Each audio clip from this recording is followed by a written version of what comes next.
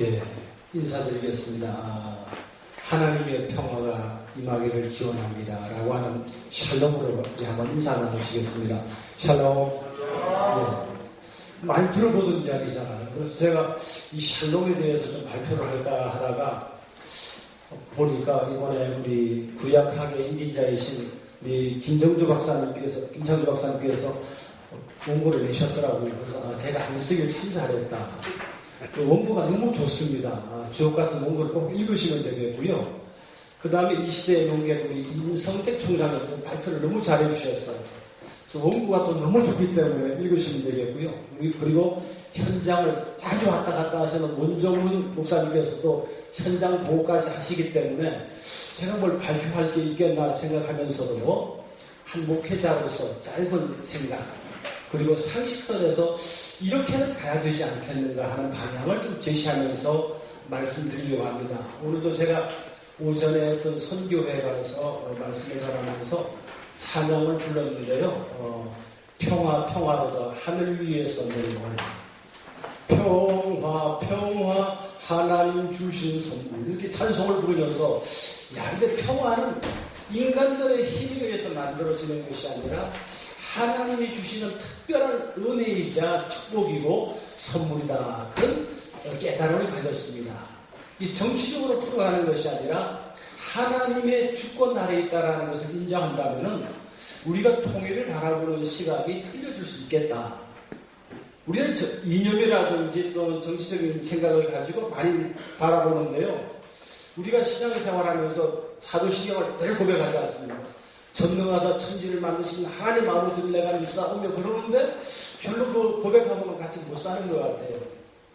저는 요즘 한국교회 현실을 바라보면서도 신앙 고백에서 거룩한 공교회를 믿사오며 그러는데 교회가 공교회로 가고 있나? 아니면 사교회로 가는 것 아닌가? 이런 생각을 문득문득 합니다. 우리가 신앙 고백한 것처럼만 살면 참 좋겠는데 그래서 통일론에 있어서도 하나님의 주권을 인정하는 것이 선행되어야 된다 말씀드리고요.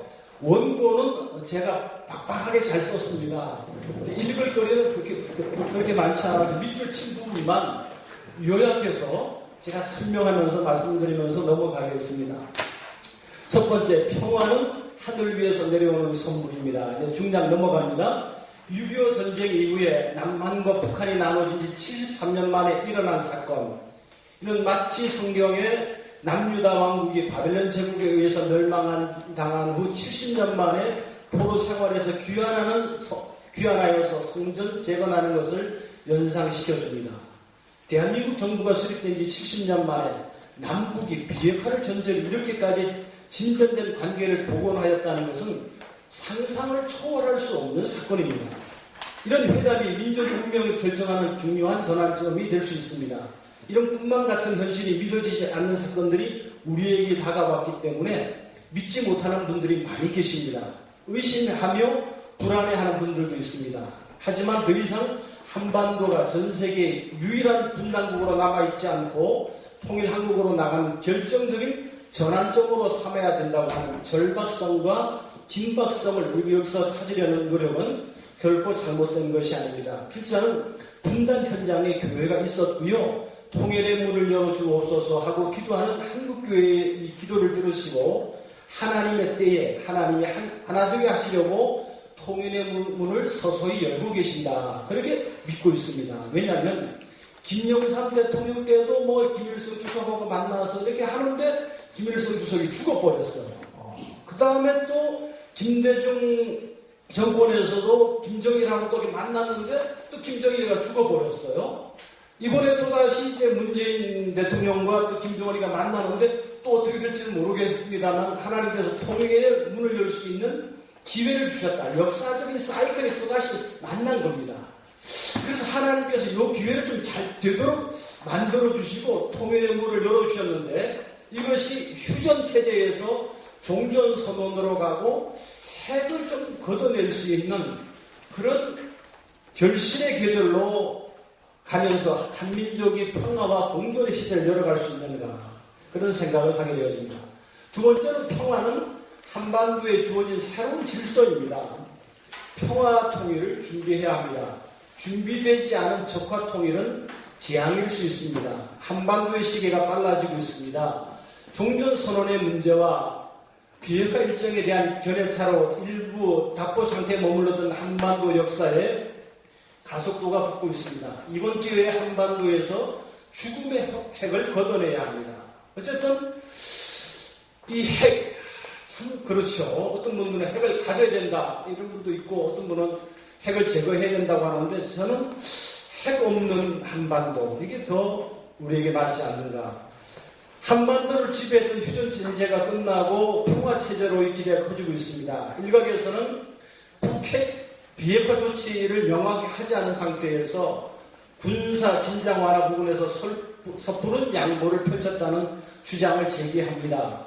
또 북한과의 평화를 위해서 너무 많은 것을 내주고 있는 것 아닌가. 또 북핵 제거를 위해서 북한의 인권을 눈감았다. 이런 우려가 있죠. 민초들의 고통을 외면하지 않는 쪽으로 한국교회가 기여할 부분이 그래서 있고 분단의 현장에서 한국교회의 역할이 있다라고 보는 거죠. 많은 분들이 우려하는 것은 있습니다만 어쨌든 북한 체제가 럭비공 같은 체제라는 것은 사실입니다. 그러나 그 지도자가 또 결정해서 전체가 또 따르고 있는 구조이기 때문에요. 일단 대화의 현장으로 나왔다는 것 자체가 진일보한 것으로 보고 있습니다. 세 번째, 평화는 단순히 전쟁이 없는 것이 아니라 소통과 상호 존중입니다. 그러기 위해서는 마음과 마음이 통해야 하고요. 천리길도 한 걸음부터 시작이라고 했듯이 사람과 사람이 만나야 됩니다. 만나지 않고는 뭐 역사가 이루어지지 않는 거죠. 그래서 가능한 한 만나는 게 참 좋은데 지난번에 제가 보니까 미사일 막 핵을 흔들더라고요. 일본에 갔더니 일본 쪽으로 또 그걸 쏴서 참 제가 야 이거 뭐 어디 가도 이게 날라오는구나 생각했는데요. 그런데 이제 평화를 이야기하면서 현장으로 나왔단 말이에요. 진일보했단 말이죠. 그래서 이 평화는 남북이 가지고 있는 이질성을 어떻게 동질성으로 또는 다양성으로 서로 인정하고 갈 수 있는 것인가. 사람과의 관계에서도 마찬가지라고 생각합니다. 저 사람과 내가 대화하고 만나려면 서로 상대방을 인정하는 데서부터 시작되죠. 인정해서 밥을 만나고 밥을 먹고 대화하면서 서로 가지고 있는 오해와 갈등, 우려들을 불식시킬 수 있지 않는가. 지난번에 그 평양 정상회담 이후에 송이버섯을 북한에서 2톤을 바꾸고 나서 이번에 문재인 대통령께서 그 제주 감귤 200톤을 보내셨더라고요. 제주는 감귤을 한 1년에 한 2,000톤 정도 생산을 하는데 한 200톤 정도를 보내면서 우리 쪽에서 또 생산한 것을 북한 주민들과 함께 나눌 수 있도록 했다는 걸 참 잘한 것 같고요. 어쨌든 끊어진 부분들을 잇고 사람과 사람 사이 그리고 마음과 마음을 잇는 작업들이 이어지는 것은 정말 좋은 일이다 생각합니다. 철도라든지 항공 예를 들어서 이렇게 쭉 이렇게 돌아서 가는 것보다는 우리나라 비행기가 그냥 러시아로 시베리아로 이렇게 갈 수 있도록 항공편을 연다든지 개성공단도 다시 이제 뭐 재개한다든지 금강산 관광도 좀 열어가는 방향으로 갈 필요가 있지 않는가. 특별히 우리가 예상을 뛰어넘는 한반도 평화 프로세스의 급진전은 다툼과 화해, 상처와 회복을 반복하면서 만남을 포기하지 않았던 남북 아니 우리 민족이 일궈낸 역사적 사건입니다. 남북은 이제 평화로운 새로운 질서를 향해서 대담한 발걸음을 내딛고 있습니다. 현재 남북은 대결이 아니라 평화를 위하여 남북 정상회담과 북미 정상회담을 진행하고 있습니다. 이런 일련의 소통이 성공적인 결과를 가져와 궁극적으로 평화 통일을 위한 소속이 되기를 기도해야 하는 것이죠. 네 번째, 둘로 하나를 만드는 은혜. 평화의 주도 세력 피스메이커는 교회입니다. 성경에 보면서 제가 깨닫는 것 중에 하나는요. 화평케 하는 자는 복이 있나니 저희가 하나님의 아들이라 일컬음을 받을 것이다. 피스메이커, 평화를 만들어가는 일을 누가 할 수 있느냐? 그리스도인과 교회가 할 수 있는 사명이라는 거죠. 그 다른 것은 어떻게 정치적으로 뭐 경제적으로 하지만 이 평화를 만드는 가장 스폰지적인 역할을 교회가 감당해야 되는 것 아닌가, 교회밖에 없는 것 아닌가, 이런 생각을 하게 되어집니다. 통일운동에도 보면 말방구 신자가 있다고 저는 설명을 해요. 말꾼, 방해꾼, 구경꾼이 있는데 신자들은 일꾼입니다. 그 일을 되게 만드는 사람. 그 중간에 그리스도인이 있고 교회가 있기 때문에 안 들려고 해도 안 들 수 없도록 되게 만드는 것. 그것이 독일 교회가 통일을 이루었던 역사라고 생각이 되어집니다. 교회가 있기 때문에 평화를 이야기할 수 있고요. 희망을 노래할 수 있다고 여겨집니다. 그러나 한국교회의 현실을 바라보면 분열의 문제가 여전히 숙제로 남아있습니다. 교회가 분단의 현장에 서야 되는데 이 교회가 내적인 분열 때문에 연합이 안 되는 거예요. 그래서 통일에 준비할 수 있는 역할을 감당해야 되는데 교회가 과연 통일을 맞이할 그릇이 되는 것인가 할 때 통일을 말할 자격이 있는가 의구심이 든다는 거죠. 현실 교회는 분열의 주체가 되고 있고 이념과 정치의 대립 속에 앞장서 있습니다.